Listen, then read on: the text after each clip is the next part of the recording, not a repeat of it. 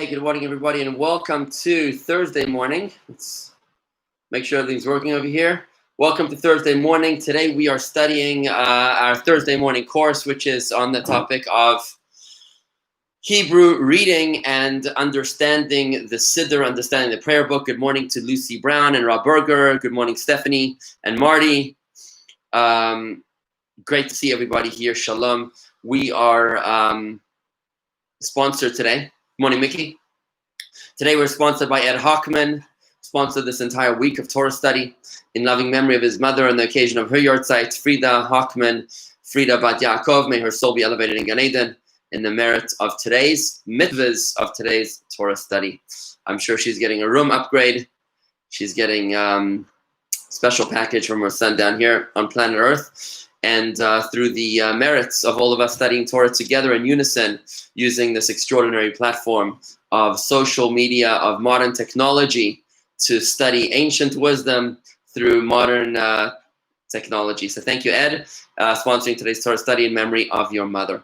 Today, I'm going to start off with Hayom Yom, and that goes as follows. The directive for all.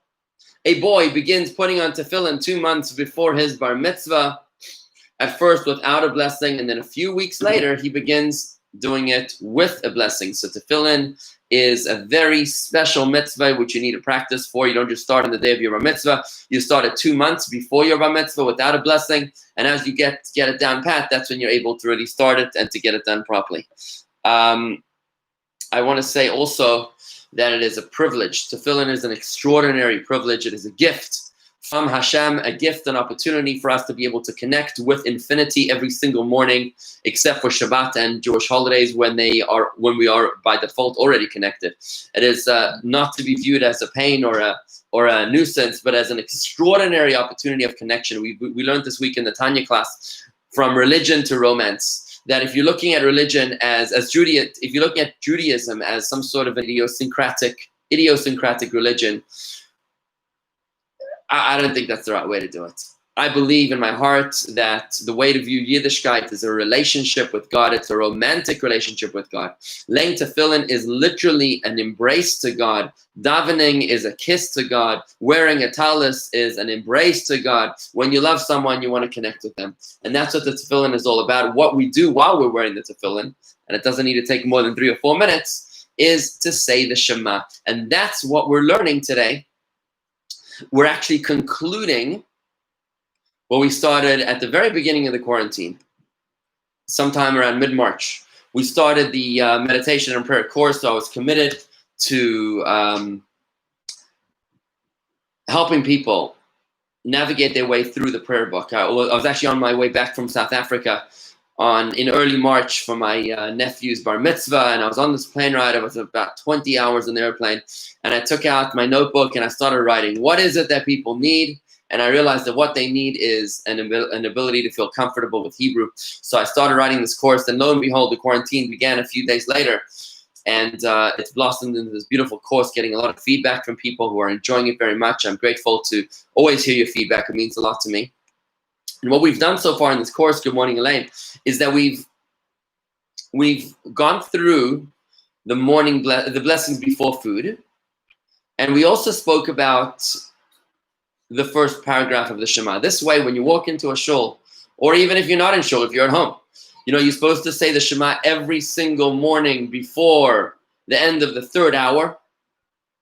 And basically, the first thing you do in the morning is wake up, you say the Shema, you'll fulfill the mitzvah, and every night after it gets dark. This is a biblical commandment. One of the 613 mitzvahs is to recite the Shema, to pledge our allegiance every morning and every night. And you don't need to be in a shul to do that. If you have tefillin, wonderful, if you're a man. If you don't have tefillin, or if you're a woman, no problem, just say the Shema.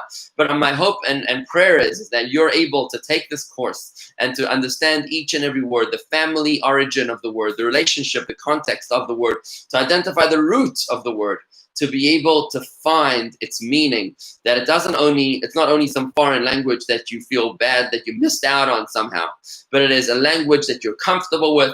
We've already learned, I think it's 38 words, if I'm not mistaken. Let me see how many words we've done already in this prayer course. I can't see it right now. I don't have it right now with me, but we've learned here at least 37 words. I think the last, no, it was more than that. 41. We definitely hit onto word 41. Yeah, I think we're at word number 42 now, which means 41 words. We've already worked on 41 words in Hebrew. I want you to understand for a moment what that means. If you were intimately familiar with 41 words of Hebrew, you know 41 word families. That's tremendous. And if you can follow my directive, which is to take out an index card, like many of our participants are doing, and they've shown this to me and discussed it with me in private. You write the Hebrew root on the front side, and you write the translation on the back side, and you just go through these cards a few times a day, before your morning coffee, after breakfast, before lunch, after your afternoon stroll, before you go to bed. You just randomly go through these cards, and you'll notice that at the beginning, you're not going to know 95% of the words. The second time round, maybe 85%. And then something will stick maybe the fourth or fifth time round. Before you know it, you know 50, 60, 70% of the words. And before you know it, when you look at a prayer book, when you look at Hebrew, even modern Hebrew, as we're doing in this course, you'll be able to notice, I know flying, I know what's going on. And that's why I encourage you to review this course. You don't have to watch it live. You can just go to our website. It's jewishgardens.com/spiritual. And if you just go to that website, jewishgardens.com/spiritual, you'll find all of the classes covering the first 41 words of meditation and prayer. Nice and easy, clarified. And even though we started off with blessings on food and ultimately moved on into the Shema, it doesn't make a difference because the words are related to each other. And you'll notice that they come up in all different kinds of places. Let's wrap up today without any further ado. The Shema with our final word of the Shema. It's our 42nd word in our Hebrew word diary. The 42nd word is the last word of the first paragraph of the Shema, and that word is uvisharecha. Uvisharecha. I'm going to show it to you on the screen. Stacy's requested for me to be a little more visual, so I will do that. Here we go. If you have this prayer book, I hope that you do. It is the Chabad prayer book. It's available from the office. Call Ashley at any time to buy your copy. There's large, there's small, there's paper, there's soft cover, there's hard cover. Ashley will help you with everything. Call the office at 561-624-2223 to buy your copy. That's 561-624-2223. On page 42, you'll find the Shema. Page 42. And you see where my finger's pointing is the final word of the Shema of the first paragraph, uvisharecha. And you'll notice that the root of this word, I'm going to hold it here for a few moments so you can get comfortable. The root of this word is the shin, ayin, and resh. The third, fourth, and fifth letters. Shin, ayin, and resh.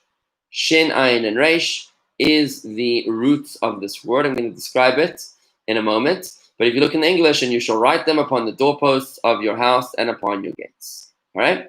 Uvisharecha. So that's the word. Hopefully you got that nice and clear. You can always pause the video if you want to, when you replay, to be able to see exactly the letters, because I don't have my cards where I am right now in the Catskill Mountains. Beautiful weather up here, by the way. So, what does this word mean? Uvisharecha. We've already learned previously that when you have a vav, a letter vav at the beginning of a word, it is typically a preposition. The vav at the beginning of a word means and. That's it. It means and. So the vav, which is a very straight letter, show it to you here. The vav, which is a very straight letter, at the beginning of the prayer book, you have the aleph bet. So the vav would be right over here. See, the vav is a very straight letter. Very straight. It goes from the top of the line until the bottom of the line. It doesn't go beneath the line, and it doesn't go above the line. If it goes beneath the line, it would be this letter here, the final nun. The final nun looks like a vav, but it goes beneath the line, and that's a nun at the end of a word. But the regular vav is only until the bottom, till the bottom of the line, and that's a vav. So a vav at the beginning of a word means very straight. Now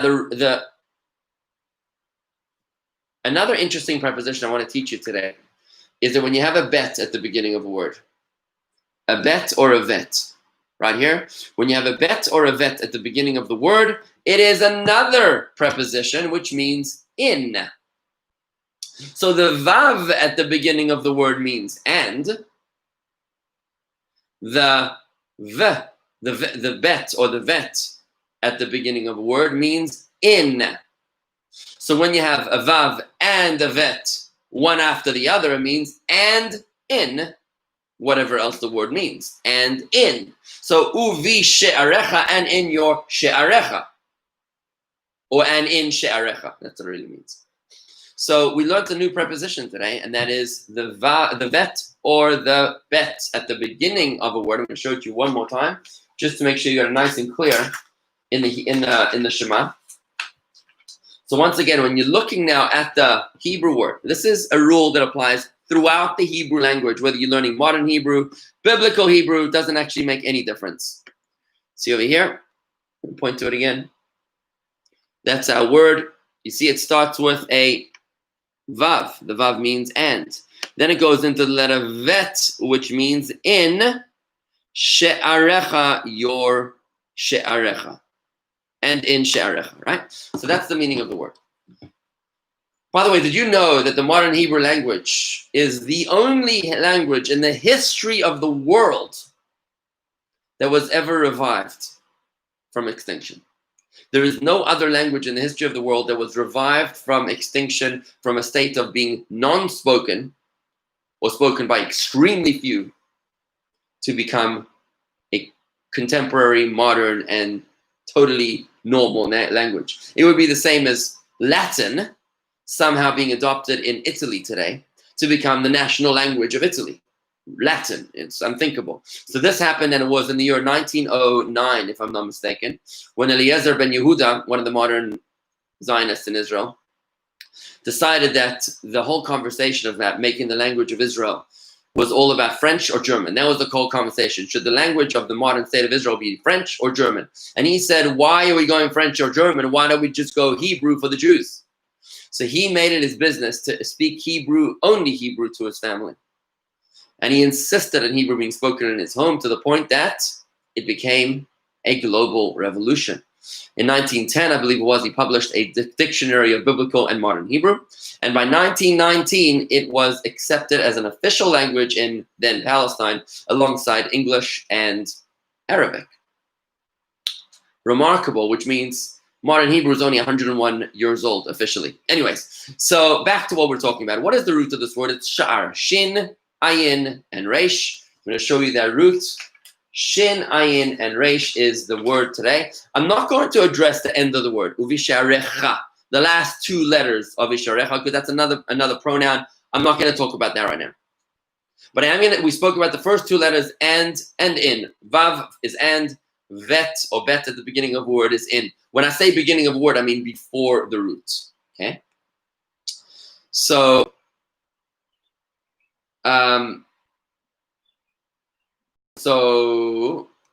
what's going to happen right now is that I'm going to go into the root of the word. The root of the word is like this. The letter shin, it's a three-letter root. The letter shin, remember the rule, if the dot is on the right, it's a shin. She is always right. And if the dot is on the left, it's a sin. If you don't listen to your wife, it's a sin. Left is different to she, to what she says. So if it's on the right, she is always right. If it's on the left, it's a sin. Sin, right? Good morning, Stu Levitt.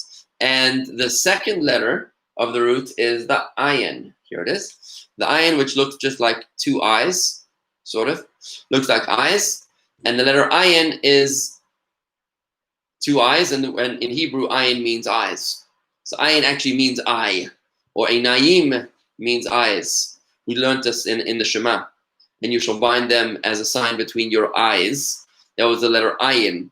Right? Einayim is eyes. And then the third and final letter is the letter nun. Nun, which is different to the letter gimel.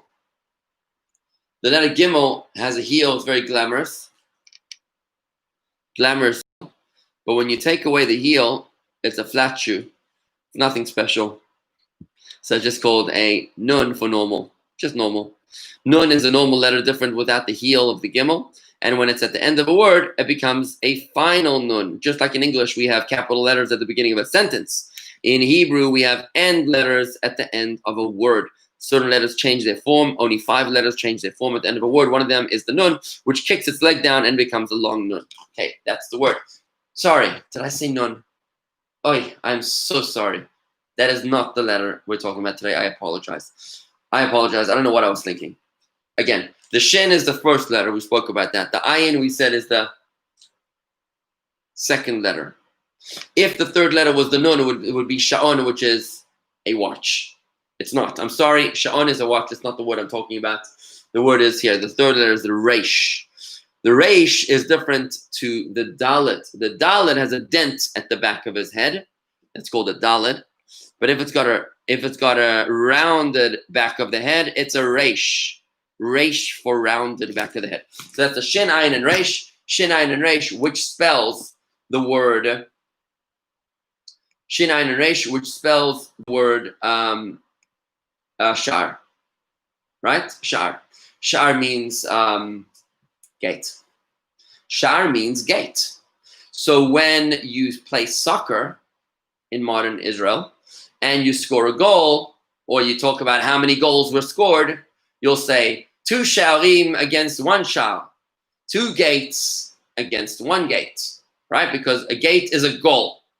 Just like in English, the goal is that net where you put the ball into, that's the goal. So too, in Hebrew, when you score a goal, you put it in the gate, which is the goals, and that's why it's called goals in Hebrew are called gates. Now, let's get further into this. There is actually a famous neighborhood in Israel. You may have been there. You probably didn't stick around for too long. It is what they call the ultra-Orthodox neighborhood of Israel. And it is called Mea She'arim. It is the neighborhood in Jerusalem where all the very, very religious people live. Mea She'arim means 100 gates. It's one of the oldest neighborhoods outside the city walls of the old city of Jerusalem. Remember when Jerusalem was a walled city? It was walled because it was dangerous by animals and robbers and murderers outside the city gates. They were locked every night. It was about 100 years ago when Sir Moses Montefiore, was it 100 or a little bit more than 100 years ago, late 1800s. So Moses Montefiore was a famous philanthropist from England who came to support the development of the Jewish community in Israel. And he built certain neighborhoods outside of the city. So one of them is called Kiryat Moshe, which means the Kiryat. What does Kiryat mean?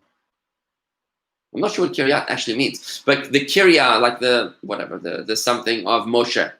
Kiryat Moshe, and there's the Montefiore windmill very close by over there. Mea She'arim is a neighborhood that was built, one of the oldest cities, towns, or whatever, neighborhoods built outside of the old city of Jerusalem, and it means 100 gates. Why is the name of this neighborhood called 100 gates?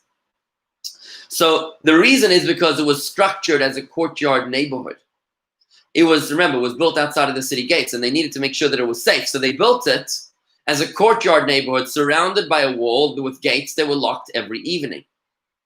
By October of 1880, there were 100 apartments there ready for occupancy, and a lottery was held to assign them to families. That's obviously the reason why it was called 100 gates, because there was 100 entrances, 100 courtyards, 100 gates. And that's what's called till this very day, Mea She'arim. By the turn of the century, the early 1900s, there were 300 houses, a flour mill, and a bakery. Conrad Schick planned for open green space in each courtyard, but cow sheds were built instead. And Mea She'arim, interestingly enough, was the first neighborhood in Jerusalem to have streetlights. Unfortunately, in Palm Beach Gardens, we have not yet been able to get streetlights. This is one of my pet peeves in Palm Beach Gardens. We see ourselves as such a beautiful city, and we are. But I tell the city leaders that until we have streetlights, we are considered rural. The definition of rural, as opposed to suburban, is that rural has no sidewalks and rural has no streetlights. So whilst we like to think of ourselves in Palm Beach Gardens as suburban as opposed to urban, we're not really suburban. We're actually half rural, because we do have, while we have very wide meandering sidewalks, we don't have streetlights.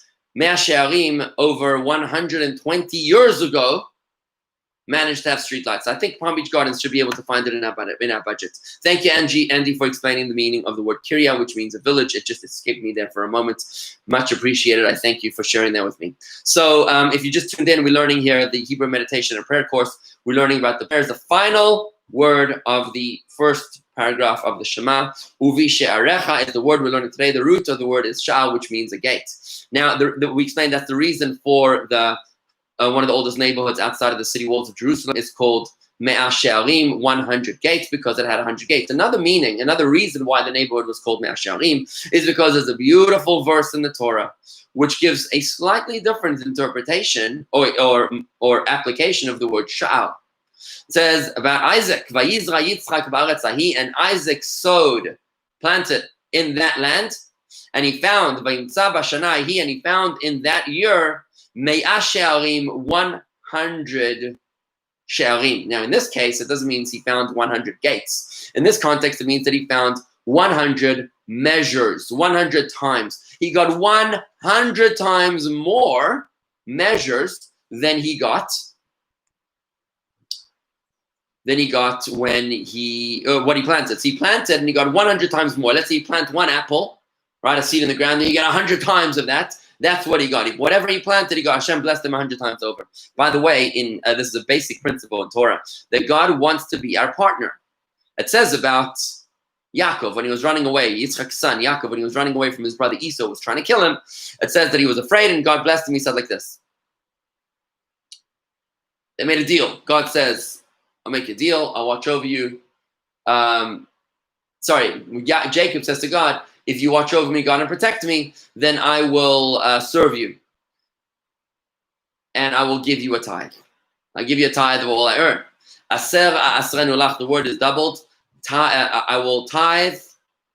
Tithe. It says twice the word tithe. And the reason it says twice the word tithe is because tithe also means wealthy.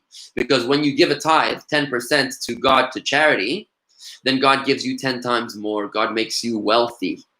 Right? In this case, Isaac got 100 times more. So when you give charity, God gives you 10 times more. And I want to challenge you to the test.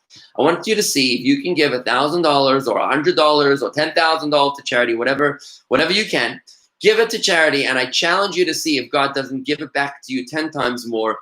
And it's going to come from unexpected source, whether it's a client, whether it's an inheritance, whether it's some sort of a dividend, some sort of a real estate appreciation, stock appreciation, whatever. I challenge you to see it. I see it always in my life. Whenever I give charity, God blesses me 10 times more. It is a beautiful, beautiful test where God encourages us to test him. He says, "B'chanuni nabazot, please test me with this." You're normally not allowed to test God except when it comes to charity. Give charity and you'll see God will bless you 10 times over. In the case of Isaac, God blessed him 100 times over. And that was a fascinating application of the word sha'ar, where the Torah says, I think it's the only time in the Torah, where the word sha'ar means measurement, right? God gave him 100 times more measurement, which is another reason, explanation as to why they named the neighborhood outside of Jerusalem, Me'ah She'arim, 100 gates, because they wanted it to prosper. They wanted it to prosper. They wanted it to grow. They said, we're investing. We're growing the holy city. We're growing the holy land of Israel. And God should bless us 100 times more, right? So that's two interpretations as to why they called it 100 gates. 100 gates or 100 measures. Now, good morning, Bob Wertheimer. Nice to see you. Welcome to our Torah class. Hope you're doing well. And Andy Siegelstein, to answer the question, how about sha'al meaning other? As in, halayla hazeh sha'ar yirakot. You're phonetically correct, but not grammatically correct, because that word sha'ar is not spelled shin ayin reish, it's spelled shin aleph reish. And though it sounds the same, because the ayin and the aleph are both a sounding letters, like ah, nevertheless, because it's a different letter, it's a totally different meaning. It's a totally different word. Sha'ar means other, leftovers, right? Like she'erit ha'pleita, the leftovers of the people. The remainders of the diaspora. So it's a good question, though, Andy.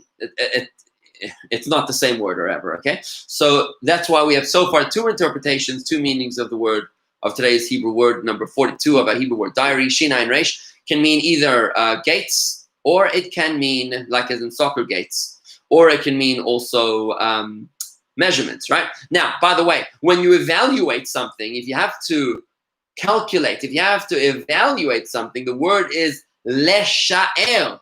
I am evaluating. Lamed before is a present participle. The lamed before a word is a present participle. So lesha'er means I'm going to evaluate the value of this field, right?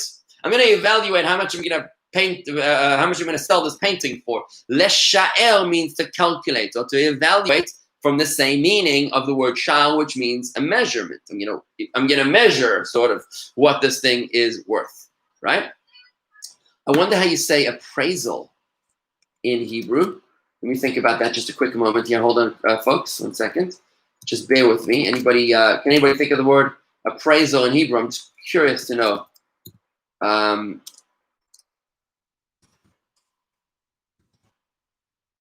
Quick second here. Bear with me.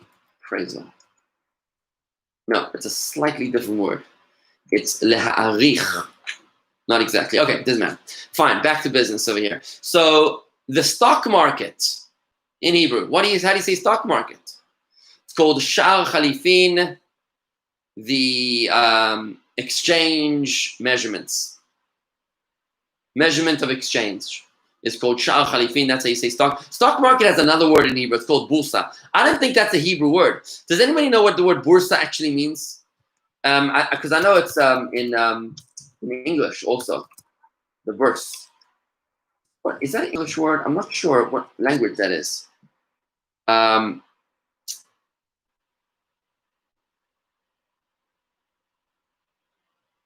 I'm not sure. Anyways, I don't know if bursa is a Hebrew word. I always thought it was an English word. I gotta look that up. If anybody can share with me what that means. But that is another way of saying the stock market in Hebrew. But the real, more precise way of saying stock market in Hebrew is sha'ar chalifin. And when you say the stock value, it's sha'arei amenayot. Sha'arei amenayot, the measurements of the stocks, right? The value of the stocks, or sha'arei matbeot hazarim, the measurement of foreign currency. Okay. Now I'm going to give you two more interpretations. Oh, Andy, you say it's in French. So bursa is a French word. Sounds right. Doesn't sound English and it doesn't sound Hebrew. It's okay. Tiani, you want to go? You want to bring her here? Oh, fine. Okay.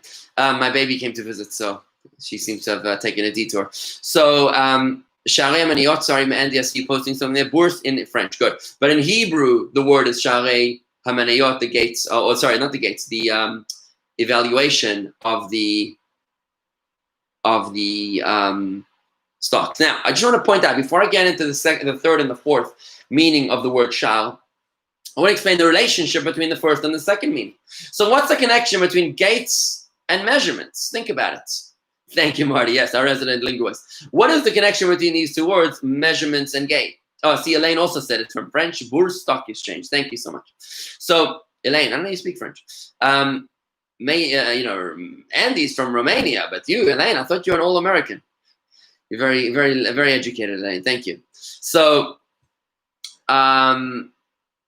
what's the connection? I want you to think about this. Think how logical the Hebrew language is. So the word gates and the word measurements. Why are they connected? Why would they be connected? Because obviously the gate is your goal, and the price is your goal. And at the end of the day, when you do a deal, where do you shake hands on? You shake hands on the deal. You shake hands on the price. When you finally come to terms on the price, when you come to agreement on the terms, on agreement on the price, that's when you close the deal. That's when you've closed the deal. That's when it's done. That's when the gate is sealed. That's when you can close the door. So it's an interesting connection there, that the gate is your goal and the price is the bottom line, right? The price is the goal, right? You know, you did business, but the question is, you made a deal, but what did you earn? What's your net? What's your net profit? That's the bottom line. That's the goal. So you see over here how logical the Hebrew language is, how completely not arbitrary it is. Like in English, social consensus. In English, GOAL means nothing. Like, what does goal actually mean in English? Nothing. It's just social consensus that it means what it means. But in Hebrew, the word sha'ar is a gate and a measurement, and it's got two more meanings. One meaning, the third one I'm going to share with you today, is what we're doing right now. Right now, what are we doing? It's called a shi'ur. Shin, Yud, Ayin, Vav, Reish, Shiur means a class. We are making a class. We're learning right now. It's called a shiur, a class. S-H-I-U-R in English. S-H-I-U-R. Why do we call it a shiur? Let's think about this a moment. Why is it called a shiur, a class? Whether you're learning in elementary school, high school, college, or right here in our postdoctorate, we're learning Torah. Why is it called a shiur? Because when you're learning, you need to be measuring. You're measuring. You're like, well, the question says this. We have a proposal like that. We reject the proposal, and here's the final answer. That's how a shiur works. It's a measurement. You're balancing, right? That's what a shiur is. You're balancing, you're calculating, you're measuring. It's mathematics. By the way, a little plug for my class tonight. Let me tell you. Tonight we have a class called Paradigm Shift. Thursday night, 8 o'clock.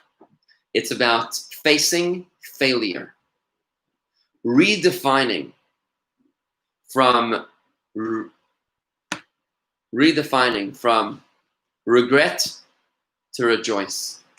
Tonight we're going to be experiencing a profound redefinition of how we view our own personal failings, our social failings, our religious failings, all of them redefined in the most magnificent, majestic way, where the Rebbe exposes us to this most extraordinary perception of our failures, to face them with courage, with dignity, and most importantly, with purpose.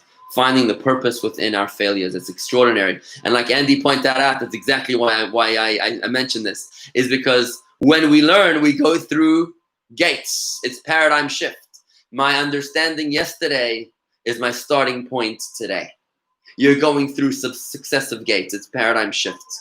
What you know, you can't graduate from Judaism in Hebrew when you learn your bar mitzvah.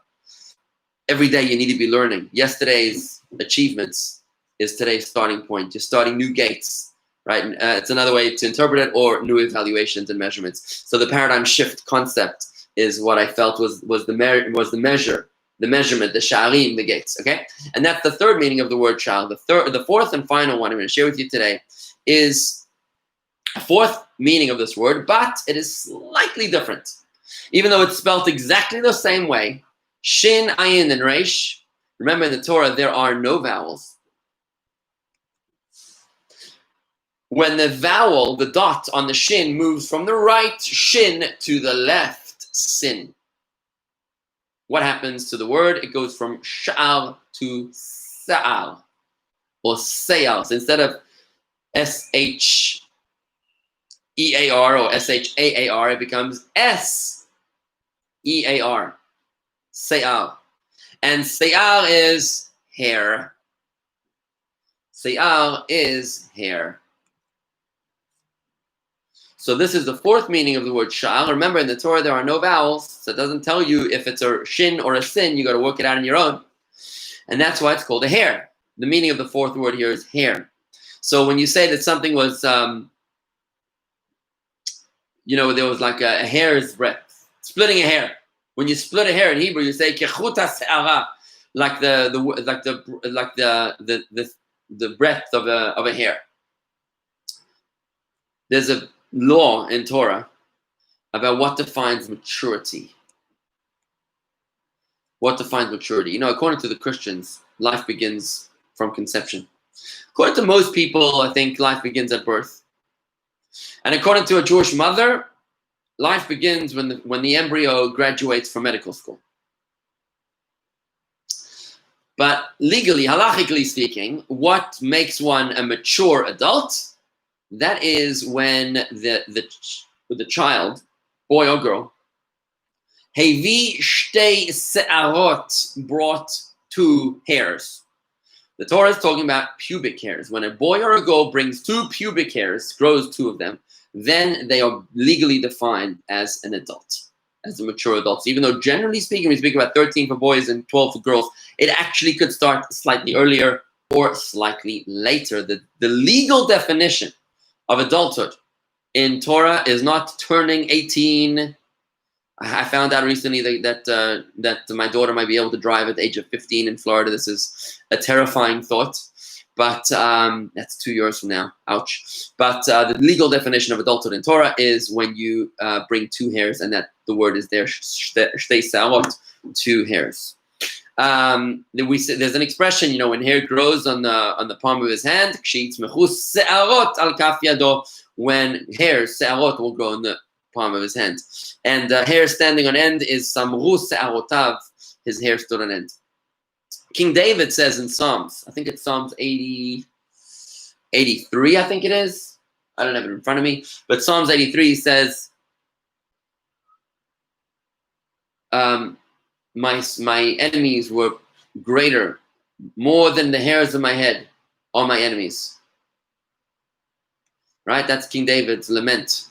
Talks about how more than the hairs on his head, he has enemies. Uses the same word, se'arot, because you know how many hairs you typically have? A person typically has about 50,000 hairs on his head. I'm not sure if that includes the beard or not. I've never tried to count. But King David says more than that, he had enemies. Okay? Interesting question by Elaine. Esav lived in Seir. Any link? Interesting question. So why was the land of Esav called Seir? Because Esav, when he was born, brother of Jacob, son of Isaac, when he was born, it says he was hairy. Vahi Esav ish Sa'ir. Esav was a hairy man, born with a lot of hair. And that's why the land of Esau is called Seir, not because the land was called that, but because it was the land of Esav. Esav is called the man of hair. So there's a Mount Seir, right? Mountain of Seir, and that's the answer to your question. Good question there, Elaine. Thanks. Okay, if something's hanging by a thread, it's called talui b'se'ara. It's hanging by a hair, and when you go down to the roots of the hairs, it's called ad shorshei ha'se'arot, until the roots of the hairs. And this, friends, really concludes the 4 meanings of today's 42nd word, which is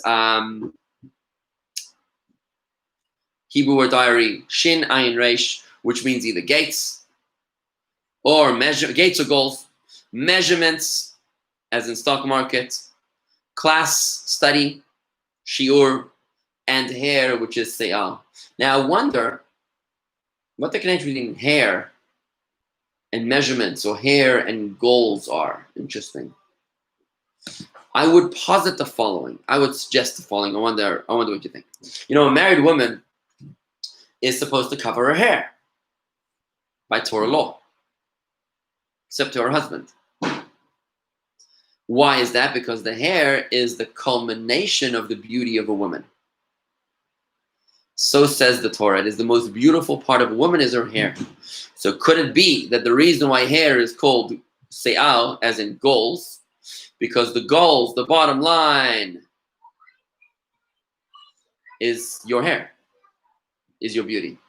A point to ponder. Thank you for joining me here this morning, friends. Tonight, to join me at 8 o'clock for Paradigm Shift, Facing Failure, Redefining from Regret to Rejoice, a whole new perspective on how we view the failures in our lives. You are not alone. It is incredibly encouraging. It's a stunning revelation into the meaning of our mistakes. I look forward to sharing that with you. Thank you to Ed Hochman for sponsoring today, this whole week's Torah study, in loving memory of his mother on the occasion of a yahrzeit, Frida Hochman.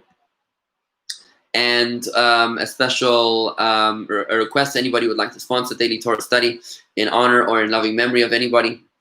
You can do so online at jewishgardens.com/donate. That's jewishgardens.com/donate. Or by calling the office at 561-624-2223. That's 561-624-2223. Please share this video, like the video, and we appreciate you doing so, to share the word, share the spirit out there with everybody. And thank you again for joining me here today. I look forward to learning with you tonight at 8 o'clock, Paradigm Shift, the meaning of our mistakes. Shalom, and have a wonderful day.